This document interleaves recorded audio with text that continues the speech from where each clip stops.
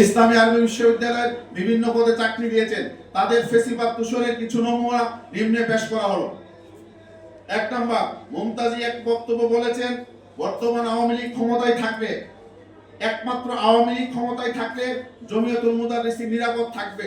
বাহাউদ্দিন সাহেব প্রধানমন্ত্রী শেখ হাসিনা এর ইস্তেহাভাজন এবং আস্থাভাজন থাকার কারণে তার নেতৃত্বে আমরা কয়েকবার প্রধানমন্ত্রী শেখ হাসিনার সাথে সাক্ষাৎ করেছি। ওনার সুনজরে আমাদের দেশের মাদ্রাসা শিক্ষক কর্মচারীদের বেতন বৈষম্য দূরীভূত হয়েছে মাননীয় প্রধানমন্ত্রী শেখ হাসিনার নেতৃত্বে, যাতে করে আমরা দেশকে সুন্দরভাবে গড়ে তুলতে পারি। এটা ভিডিও রেকর্ড আমার কাছে আছে। সাংবাদিক বন্ধুরা আপনারা যদি নিতে চান আমাকে হোয়াটসঅ্যাপ নাম্বার দিলে আমি আপনাদেরকে দিতে পারবো ইনশাআল্লাহ।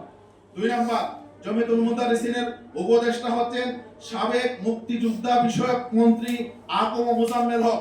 আমি একেবারে তাদের পত্রিকা থেকে কোট করছি, এখানে স্পষ্ট ভাষায় লেখা আছে তাদের এই সংগঠনের উপদেষ্টা হচ্ছেন সাবেক মুক্তিযোদ্ধা বিষয়ক মন্ত্রী আকম মোজাম্মেল হক। আপনারা চাইলে আমরা সফট কপি আপনাদেরকে দিতে পারবো। প্রিয় সাংবাদিক ভাইরা, আপনারা লক্ষ্য করুন সবার শীর্ষে শেখ হাসিনা, তারা কিভাবে ফেসিবাদকে দূষণ করেছে। 4 নাম্বার, 2018 সালের 28 জানুয়ারি সুরাওয়ার্দী উদ্যানে আয়োজিত শিক্ষক কর্মচারীর মহাসমাবেশে অতিথি ছিল সাবেক শিক্ষামন্ত্রী নুরুল ইসলাম নাহিদ, সাবেক স্বরাষ্ট্রমন্ত্রী আসাদুজ্জামান খান কামাল ও শেখ হাসিনার উপদেষ্টা সালমান এফ রহমান। আমি এটার আপনাদেরকে ফুটেজ দেখাচ্ছি এবং সবগুলো প্রমাণ আমি তাদের পত্রিকা থেকে দিচ্ছি। এই যে আমার কাছে ফুটেজ রয়েছে, আপনারা ইচ্ছা করলে দিতে পারবেন, এখানে তাদের ছবি সহ আছে। এটা ইনকিলাব পত্রিকা রিপোর্ট।